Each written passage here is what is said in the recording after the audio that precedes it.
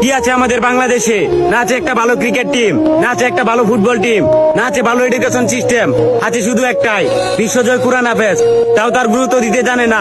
হায়রে মানুষ, যেখানে ভালো কাজ করতে যাইবে সেখানে হারাম ঘুষের টাকা চাইবে।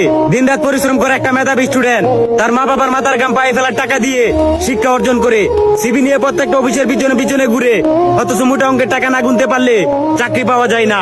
আসলে বর্তমানে দেশটাতে চুরবাটপার দালালে ভরে গেছে। আর কত করবি মানুষের ক্ষতি?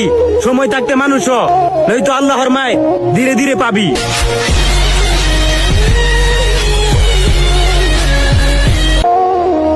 বাঁশের চেয়ে কঞ্চি বড়, ধানের চেয়ে বড় খই, নেতার চেয়ে চামচা বড়, তাহলে মানুষ বিচার পাবে কই?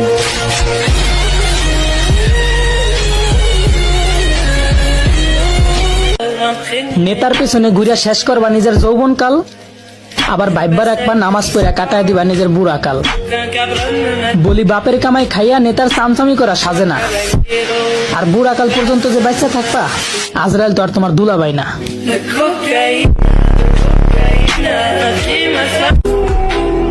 আস্তাগফিরুল্লাহ, আপনি ভাবতেও পারবেন না এই ভিডিওটা শেয়ার করে দিলে এই আস্তাগফিরুল্লাহ যদি একবার আপনার শেয়ারের কারণে যদি একবার কেউ পড়ে, তাহলে আপনার জন্য তওবা হয়ে যাবে।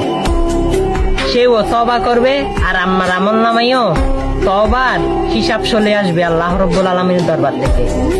ভিডিওটা শেয়ার করে দিন। আমিন।